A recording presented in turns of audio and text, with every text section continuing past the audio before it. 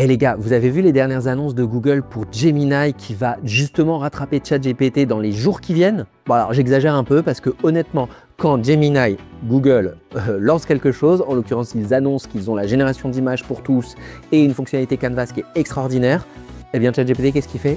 Nous aussi, on a vachement progressé sur Dolly et on a Imagen qu'on lance justement en rapport. Bref, une petite vidéo aujourd'hui pour vous montrer que la guerre est déclarée vraiment entre Microsoft et Google. Alors j'exagère parce que OpenAI est en train d'un petit peu prendre de la distance avec Microsoft, mais à l'heure actuelle, c'est encore un de ses investisseurs principaux. L'idée, c'est de vous montrer un peu comment est-ce que Gemini est en train de rattraper ChatGPT, ou pas d'ailleurs. Gemini, bon, peu importe. Vous le dites comme vous voulez. En tout cas, restez avec moi. Je vous montre un petit peu tout ce que j'ai observé, génération d'images, Canvas, Deep Research. Bref, on va parler de tout ça. Et évidemment, vous allez découvrir toutes mes petites astuces.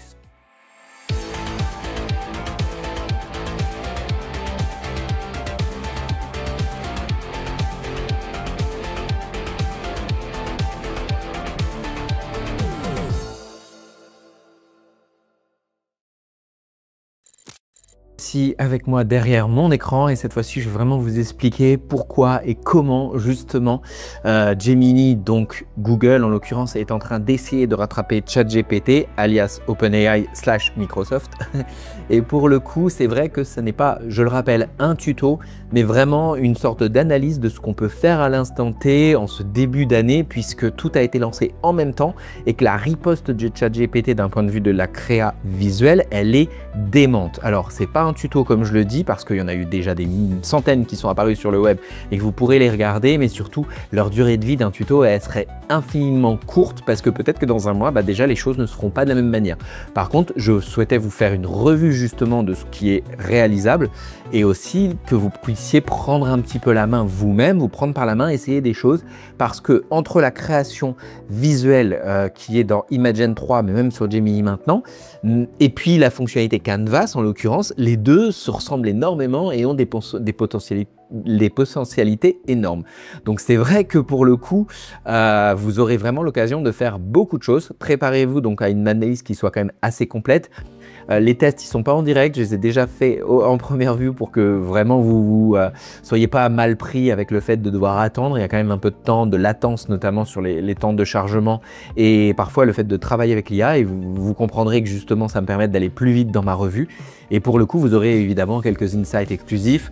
En l'occurrence, tout ce qui est style Ghibli que vous avez vu apparaître, il y a quelques heures, OpenAI a dit qu'il annulait justement la potentialité de faire ce genre de style. Alors comme vous le verrez, il y a quand même des alternatives, mais aujourd'hui, c'est vrai que le contexte sur le droit d'auteur est très limite, et vous le verrez d'ailleurs dans les extraits que je vais vous montrer, il y a aussi des choses qui n'ont pas donné lieu à de bons résultats, justement parce que c'était un petit peu fermé. Alors, dans un premier temps, je reviens sur l'histoire et l'évolution, puisqu'il faut savoir que ChatGPT a été développé par OpenAI, on le voit dans toutes nos formations, et justement, je vous engage justement à venir voir un petit peu les 3-4 autres vidéos qu'on a mis en place. Vous avez déjà de quoi vous former à l'IA largement. C'est en novembre 2022 qu'il a été lancé et il a fallu quelques semaines avant que Google puisse lancer Bard, en l'occurrence, à l'époque ça s'appelait Bard, en réponse à ChatGPT parce qu'il avait été pris de court. Or, comme le lancement a été un four en l'occurrence pour Google, quand il a lancé Bard, 2 sur 3 des essais qu'ils ont fait ont été des hallucinations. Donc ça n'a pas marché, ils ont essayé de récupérer un petit peu le bébé en disant on rebosse dessus, mais on l'a quand même lancé, Bard, mais personne n'allait dessus. Résultat, il leur a fallu 6 mois pour changer de nom déjà dans un premier temps et avoir un outil qui était opérationnel, en l'occurrence Gemini. Gemini, en l'occurrence, donc lancé courant 2023, 2024, ça a commencé à bien fonctionner. Et c'est vrai que la génération d'images qui était celle qui était proposée par ChatGPT via Dolly, en l'occurrence, mis en place assez rapidement dans ChatGPT, n'existait pas dans la fonctionnalité de Gemini. Donc on n'avait quand même pas grand intérêt à aller sur Gemini, si ce n'est la génération classique de questions-réponses et à certains niveaux quand même une certaine puissance, quand même la puissance de Google qui elle aussi était ramenée sur l'univers Google au complet, que ce soit Gmail et tous les autres microcosme, on va dire, de l'écosystème Google. En l'occurrence, aujourd'hui, il faut savoir que ChatGPT, c'est plus que 400 millions d'utilisateurs chaque semaine et ça domine encore le marché. C'est-à-dire que Gemini n'a pas rattrapé encore et on va dire que ChatGPT a vraiment 60%, voire un peu plus du marché. Même si Gemini est deuxième, on n'y est pas encore. Et pourquoi? D'abord parce qu'ils ont été lancés après, donc la plupart des gens, ils ont quand même réussi à prendre en main ChatGPT et être toujours dessus aujourd'hui. Et surtout, Gemini a vraiment du mal, on a l'impression qu'ils essayent de courir après le train. Et oui, ça s'intègre progressivement à l'écosystème Google, Workspace pour offrir une expérience fluide, notamment dans Google Docs, dans Sheets, dans Gmail. Mais on va être honnête, la plupart des gens n'ont pas pris encore la mesure de ce que ça pouvait amener, notamment avec la version Gemini Pro et Flash. Et c'est devenu un outil multimodal capable de traiter énormément de choses, du texte, des images, de l'audio. Mais on a l'impression que beaucoup de gens s'en foutent en fait. Et ça, c'est vraiment dommage. Notamment, il y a un outil qui est le Google AI Studio et que je vais vous reparler, dont je vais vous reparler dans quelques minutes, qui est extraordinaire de possibilités. J'aurai pas le temps d'en faire un tuto de nouveau, mais il en existe plein sur le web. Et honnêtement, je vous propose et je vous conseille d'aller le voir très vite parce qu'aujourd'hui, on va voir déjà la fonctionnalité Imagen 3 et Canvas dans Gemini qui explique que ça rattrape un peu ChatGPT, mais vous avez aussi plein de potentialités dans AI Studio, donc n'hésitez pas, même si on va quand même reparler de ce que vient de lancer ChatGPT. On a l'impression, Google dit tiens c'est bon, j'ai rattrapé le coup et boum, ChatGPT revient, hey, moi aussi je bossais sur quelque chose. On sait que notre Dolly n'était pas perfectible, enfin n'était pas finale, on va dire, dans ses options. Alors ça permettait d'offrir des choses, mais les textes n'étaient pas très bons, le graphisme n'était pas terrible, on pouvait trouver des trucs super sur Leonardo que je vous invite à aller découvrir, ou d'autres, même Grok dernièrement faisait beaucoup mieux, donc ils ont bossé et honnêtement ils ont bien bossé et donc on va comparer de manière détaillée justement la différence entre ces trois-là. Donc je vous partage mon écran. Alors vous le voyez, donc en l'occurrence sur ChatGPT 4.0, Imagen 3 a été intégré et en lui donnant une petite vignette ou même plusieurs d'ailleurs comme des inspirations, vous pouvez lui faire un prompt pour par exemple lui proposer de réaliser le même type de vignette, à savoir donc je vais avoir besoin que tu me génères une vignette YouTube dans le style qui est là et je lui donne des indications et voyez c'est plutôt pas mal dans le sens où pour illustrer la vidéo que j'ai faite, il me propose une vignette. Alors pour le coup, je vais lui demander quand même de me mettre dans cette vignette parce que je trouve que l'homme ne me ressemble pas beaucoup, donc je lui donne une de mes photos et donc il me croppe cette fois-ci et il m'intègre dans une vignette qui n'est plus la même, mais visuellement c'est déjà un peu plus abouti. Par contre c'est au format carré, donc je vais lui dire quand même, format carré ça marche pas, il faut vraiment que tu puisses me retravailler ça. Donc on est bon sur le style cette fois-ci, en format cette fois-ci plutôt vignette horizontale, et je lui donne quand même les directives. En l'occurrence je veux des flammes un peu plus voilà, un peu plus avec du détail et aussi des logos qui soient plus adaptés. Donc voilà, je vais même lui donner le logo de Gemini pour qu'il puisse l'intégrer. Et voyez, sur cette vignette-là, donc là je passe un petit peu parce que sinon ça durerait très longtemps et j'ai pas dans l'idée de vous faire un tuto comme je l'ai dit, mais vous montrer les résultats. En l'occurrence, voilà, je lui propose le logo, il me l'intègre et là je lui dis on y est presque, mais il n'y a pas de marge à gauche. Et là, il a beaucoup de mal. C'est-à-dire que même si le titre, il arrive à le générer, la marge à gauche, elle n'est pas terrible. Donc là, c'est une des limites de ChatGPT aujourd'hui. On va regarder sur, cette fois-ci, Gemini. On va faire le même exercice. Je lui donne de nouveau la vignette et je vais faire un copier-coller du prompt. Alors le prompt, je ne me suis pas beaucoup forcé. Il faudrait vraiment faire quelque chose de plus détaillé. C'est pour ça que je vous engage à aller regarder de nouveau les vidéos que j'ai faites dans lesquelles j'explique comment bien prompter. Là, j'avais pas le temps. Je voulais vraiment plus le faire comme voilà, une option pour vous montrer. Mais en l'occurrence, c'était basique. Alors là, il génère, il mouline, et peut-être est-ce que c'était parce que c'était le lancement. En tout cas, il n'arrivait pas à me générer une option. Donc je me dis, c'est quand même un peu bizarre, on va aller du côté du AI Studio, ce dont je vous ai parlé il y a quelques minutes, et je vais aller essayer de retrouver l'endroit où ils ont rendu possible les générations d'images. Et là, donc, si j'ajoute une image qui va être donc la même, je vais lui proposer le même prompt. Et pour le coup, il va me dire, bah non, en fait, pour générer ce genre d'image, voici le descriptif que je vais te proposer. Alors, on a le choix. On peut copier-coller ce prompt et aller dans un autre outil ou aller dans dans une autre fonctionnalité que je vais vous explorer plus tard. Mais c'est vrai que la génération d'images en tant que telle, à l'heure actuelle sur Google AI Studio, n'est pas rendue possible comme je vous montre ici. En l'occurrence, on a plein d'options qui sont dans les prompts galeries, mais la génération d'images n'est pas encore partout dans tous les modèles. Sur Gemini, c'est une info à savoir. Vous verrez, je vous montre après, c'est un petit peu plus loin. Donc, on va regarder et on va se dire, je vais faire un copier-coller de mon prompt parce qu'au final, mon prompt, il est fait. Et pourquoi pas le réutiliser vu qu'il a été rendu possible. En tout cas, là, je cherche encore un petit peu, comme vous pouvez voir. Mais très vite, je me rends compte d'un certain blocage dans Gemini 2.flash puisque, en l'occurrence, ça n'est pas des options possibles avec cette option de Gemini. Donc, en l'occurrence, je retourne sur cette fois-ci Gemini et je regarde, je vois que de l'autre côté, il ne m'a pas généré le visuel. Donc, je ne suis pas bon, c'est-à-dire que pour cette première option, sur Gemini, je n'ai pas l'option de générer des images. En l'occurrence, ça ne fonctionne pas. Il me dit ça ne marche pas, je n'ai pas les fonctionnalités. C'est un petit peu bizarre parce que en fonction des périodes, vous voyez, la semaine dernière, j'avais essayé, il m'en avait généré une. Justement, je retourne cette fois-ci dans la conversation où il m'avait généré une image.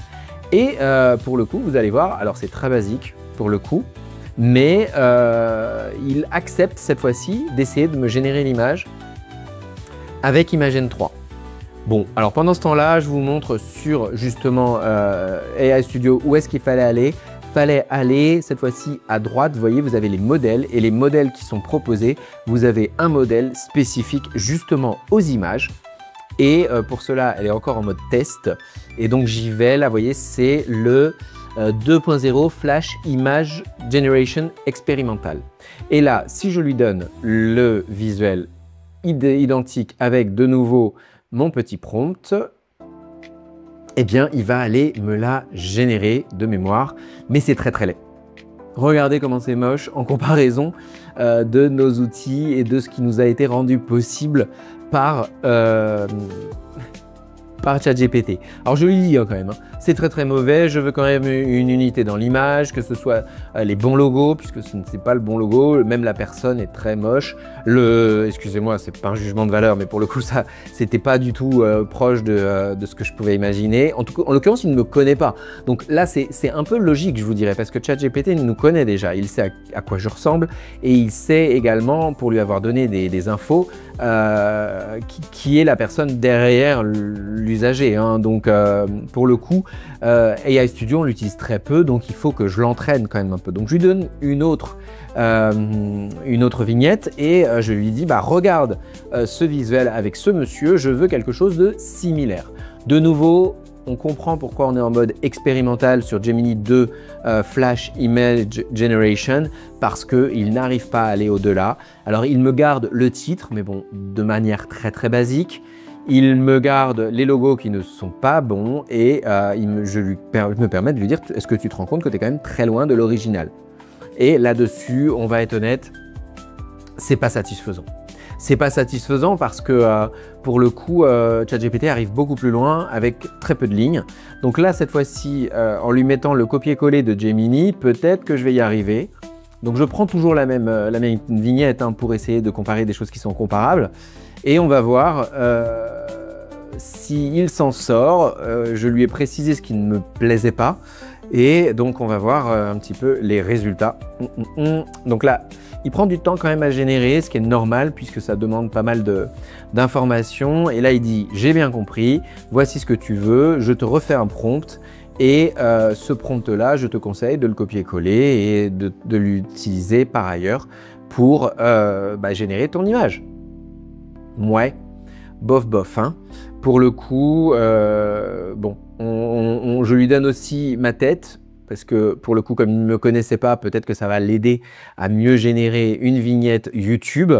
Et donc, peut-être qu'on sera bien cette fois-ci.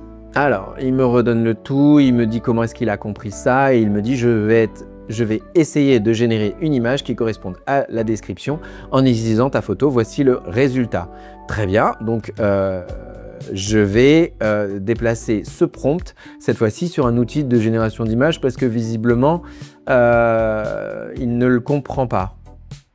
Voilà, bon il me dit c'est bien, tu as bien travaillé, on a bien travaillé ensemble, je t'ai bien donné le texte que tu dois réintégrer dans, voilà, dans notre outil, en fait, dans un outil de génération d'images.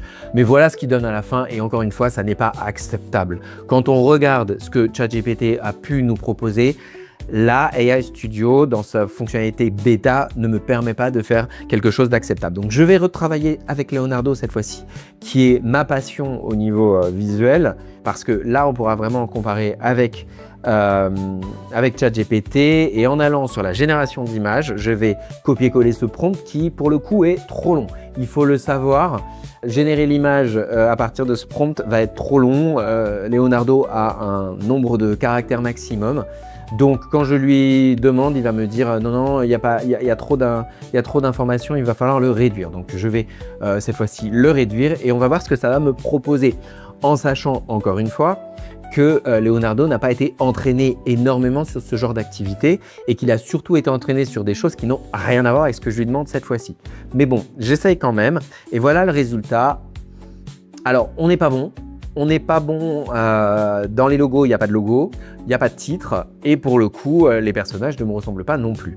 Donc là-dessus, vous voyez, on va dire que ChatGPT s'en sort mieux à ce stade parce que sur AI, la partie AI Studio et la partie Leonardo, mes explorations ne m'ont pas permis de me rendre compte qu'on avait un bon résultat. Mais en fait, ce qu'il faut savoir, c'est que sur Gemini, ça marchait. C'est juste qu'il y avait trop de monde sans doute. Et regardez, avec ma version mobile, j'ai pu ajouter une image. Et le premier essai n'a pas été réussi, comme vous pouvez le voir. Mais derrière ça, quand on lui donne une image et quand on lui donne une directive, eh bien, les résultats peuvent être vraiment canons. En l'occurrence, je lui ai même proposé d'associer 2 images et de me proposer de me faire un résultat topissime. Je lui ai proposé une photo et de marquer un titre « Coucou, c'est moi », ça marche de dingue. Pareil pour Arnaud, pareil pour nous avec l'équipe d'ASD. Voilà le résultat. Des formats Simpson sans problème. J'ai même proposé aux acteurs de Friends d'être dans un format Simpson. Ensuite, un format plus pop art. Là, il m'a quand même refusé quelque chose. Pourquoi? Parce que je lui ai demandé de me grimer la personne en tueuse de vampires. Mais quand je demande Morissette en format vitrail, ça marche. Et même les dernières, cette fois-ci, mon associé et moi, Pierre et moi, alors en format futuriste, à partir toujours d'une image, et dans lequel je lui propose de faire des images de films, des posters de films. Alors là, il va me proposer plein de titres et il va me proposer d'associer ces titres aux images. Et pour le coup, pour des choses que vous voyez, je donne très peu d'éléments en prompt. Il faut être bien meilleur que ça en prompt. Là, pour le coup, Cyril, nul. Mais les résultats sont quand même assez dingues. C'est-à-dire qu'à partir du moment où je vais prompter correctement et que je vais faire 2-3 options de réponse, là, vous voyez, sur Midnight in Paris, il ne m'a pas rechangé le titre. Donc, je dois lui reproposer de rechanger le titre. Même chose pour Retour vers le futur. En l'occurrence, là, il me propose autre chose. Mais pour le coup, on a quand même des opportunités et des choses beaucoup plus denses avec ChatGPT. Et même si Gemini, en l'occurrence, va le proposer, et je peux vous proposer et vous montrer ici que Gemini était juste un peu mort au moment où j'ai fait les tests le week-end dernier, il va vous proposer de générer des choses un peu moins fortes quand même que ChatGPT sur nos premières estimations. L'autre élément, et je me permets de le dire cette fois-ci parce que c'est important, l'autre élément que la génération d'images, c'est d'une manière générale la fonctionnalité clé de comparaison, à savoir Canvas. Ça fait déjà beaucoup de choses sur la génération d'images, mais comme vous le voyez, en fait, Gemini a fait boum et ChatGPT a fait non mais moi je suis déjà là. En l'occurrence, sur le reste, on va regarder tout de suite. D'abord, outre Canvas, dont je vais parler, et la génération d'images, il y a aussi la fonction Deep Research que Gemini a lancée. Je ne vais pas forcément beaucoup en parler aujourd'hui, mais c'est des fonctionnalités de recherche avancées qu'on va dire aujourd'hui toutes les IA génératives proposent. ChatGPT, DeepSeek, Gemini, tout ce que vous voulez. Gemini en version américaine cette fois-ci. Je suis un petit peu schizo.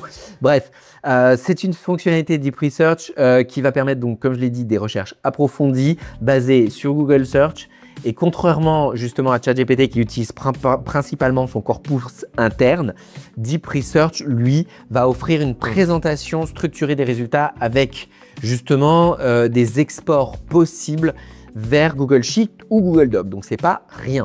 En l'occurrence, je vous montre justement l'exercice qu'on a fait pour vous montrer cette fois-ci sur Canvas. Donc, Canvas, je vous engage à regarder ici la version tutoriel que j'ai fait pour la chaîne Alpha il y a quelques jours pour apprendre à le prendre en main sur ChatGPT. Bah, cette fois, il est arrivé sur Gemini ou Gemini. En l'occurrence, vous voyez, je vais aller cette fois-ci sur ChatGPT et la lancer en même temps sur Gemini. Alors là, pour le coup, j'ai un petit doute. Où est-ce que c'est déjà? J'utilise très peu parce que pour la génération de texte, je ne suis pas certain. Mais j'ai déjà lancé d'une manière générale et je demanderai la fonctionnalité Canvas après. Ou alors je l'écris là. Je me souviens qu'il fallait l'écrire, mais je ne me souviens plus dans quel modèle ça apparaît. Alors, on regarde, je lui lance et je le lance en même temps sur Gemini. En tout cas, sur Gemini, vous voyez, c'était en bas, on avait la petite option. Je suis allé très vite, mais c'est juste en bas. Et donc, ça me permet directement de me générer des articles. Alors, on va quand même... Je mets pause 2 secondes. En l'occurrence, je vous montre ici le prompt de base. Je lui ai dit, place-toi du point de vue d'un spécialiste en référencement naturel et rédige-moi un article de blog qui traite de l'évolution du référencement des sites web, incluant les dernières mises à jour, en l'occurrence, qui disent que de moins en moins de gens vont cliquer sur les sites web. Le fameux Zero Click Queries, qui est un élément très technique en lien avec mon activité, pour voir s'il est capable de le générer. Et là, vous voyez à droite, vous avez les mêmes fonctionnalités que Canvas sur ChatGPT, à savoir soit demander plus de détails. Donc, vous avez la possibilité de demander plus de détails en bougeant le curseur. Et là, on a un article plus long. Alors là, j'ai voulu lui dire, attention, SGE, ça n'existe plus. Ça a été rebaptisé il y a quelques mois. Donc, je lui marque, attention, SGE a été remplacé par AI Overview. Qu'est-ce qu'il me fait? Il va directement changer dans l'article la fonctionnalité qu'il avait nommée sur GPT et qui maintenant, vous voyez, s'appelle AI Overview. À droite, je peux changer le ton aussi, plus informel ou plus formel. Hop, je lui demande quelque chose de plus relax et décontracté, donc plus informel. Et il va me le proposer. Comment je peux le regarder? Regardez, en fait, on va regarder le résultat. Donc, je remonte un petit peu. Attendez, voilà, j'ai transformé le texte en un truc super casual et relax. Et comment je peux le regarder? Alors, voyons voir. Là-haut, par exemple, un truc de ouf. Un trip de ouf. Une époque tranquille, la fin du Far West. Bref, je peux même lui demander, lui suggérer des modifications et lui dire, je sélectionne ce texte. Si je te demande une modification, est-ce que tu peux essayer de me faire mieux ou différent? Et vous voyez, il va le changer. Alors, soit je lui demande sans aucune indication, soit je lui demande à gauche, vous voyez, directement. Et voilà, on peut faire toutes les modifications qu'on veut dans le texte final. Attention, je le répète, je me permets qu'il est en train de mouliner un petit peu, que la fonctionnalité Canvas, ça n'est pas un substitut au SEO. C'est pas parce que vous générez un article avec l'IA générative que vous allez voir. Alors, on retourne sur ChatGPT. Et là, vous voyez, j'ai pas la fonctionnalité Canvas. Eh bien, je me souviens que je suis pas dans le bon modèle. Donc, en l'occurrence, je fais un copie-colle et je me mets dans le bon modèle et je vais lui préciser, cette fois-ci, dans le bon modèle, avec la fonctionnalité Canvas, que je veux pouvoir générer un article. Et il va me l'ouvrir. Alors d'abord, il l'ouvre dans la discussion et dans un second temps, vous voyez, il l'ouvre avec à gauche la discussion et les évolutions possibles et à droite l'article final. À ce stade, c'est encore une fois pas un tuto, donc je ne me suis pas permis de vous le montrer pas à pas, voilà, pour que ça dure 2 heures, mais vous voyez bien que c'était assez proche. J'aime encore un peu plus la fonctionnalité de ChatGPT. Encore une fois, elle est peut-être biaisée par le fait que j'ai déjà utilisé ces fonctionnalités sur ChatGPT alors que je suis encore qu'en découverte avec Gemini. Peut-être qu'en travaillant un peu plus avec Gemini et qu'on apprenne à mieux se connaître, lui et moi, il sera meilleur. On ne sait pas. En l'occurrence, c'est quand même extrêmement intéressant de voir que ChatGPT est rattrapé par Google en cet endroit. Et pour le coup, il est quand même plus lent dans la génération d'articles, je tiens à le dire, parce que j'ai remarqué ça, c'est quand même quelque chose qui lui demande un peu de temps, mais peut-être qu'il est plus précis. Il y a un peu plus d'options en bas à droite, justement, comme vous pouvez voir à l'heure actuelle. Et voilà, on n'a pas d'autres options, d'autres choses à dire sur à l'heure actuelle la fonctionnalité Canvas. Ça clôt un petit peu ce que je voulais vous dire justement par rapport à ça. Ça fait quand même deux grosses avancées majeures, hein. D'abord Gemini, fonctionnalité de création d'images et fonctionnalité Canvas. Si je travaille bien avec lui, peut-être que je ferai aussi bien que ChatGPT. Mais surtout, la fonctionnalité de Canvas et les fonctionnalités de génération d'images de ChatGPT, topissime. Alors pour le coup, il y a d'autres éléments que j'ai pas évoqués. Deep Research, je l'ai dit, mais il y a un autre élément qui me vient à l'esprit. Il existe aussi les GPTs sur Gemini. Je ne les ai pas encore pris en main, donc c'est la raison pour laquelle je ne vous les ai pas montrés. Mais les gens, en l'occurrence, existent de la même manière qu'ils existent sur Perplexity au niveau des spaces ou espaces. Demandez-moi si vous avez besoin d'un tuto ou d'une nouvelle vidéo là-dessus parce que ça ferait beaucoup en une fois et j'essaie de faire des vidéos qui sont quand même pas trop longues en l'occurrence. Donc voilà, pour une fois, désolé, ça a empiété un petit peu plus que d'habitude, mais j'espère que vous en avez appris beaucoup de choses en tout cas. Voilà, ça fait beaucoup de choses, hein. Je suis désolé, je vous ai pris beaucoup de votre temps, mais en tout cas, j'espère que c'était pour la bonne cause. Comme d'habitude, je vous rappelle, je suis Cyril Thiard, je suis coach et formateur en marketing et marketing digital depuis une vingtaine d'années. D'ailleurs, j'ai lancé le programme Alpha que je vous invite à découvrir justement si vous voulez monter en compétences à la fois dans votre posture de chef d'entreprise via le web, mais également sur l'IA générative qui peut nous aider tous les jours à devenir un meilleur entrepreneur, un meilleur chef d'entreprise ou même responsable com, qui sait. En l'occurrence, il y a déjà beaucoup de stagiaires qui profitent de ce programme que je vous invite à découvrir. Et sinon, je vous dis, comme d'habitude, n'hésitez pas à vous inscrire, à nous suivre sur les réseaux sociaux, que ce soit YouTube comme aujourd'hui, mais également sur les autres réseaux, quels qu'ils soient. Et comme d'hab, je vous dis à très vite pour de nouvelles aventures. Salut, bye!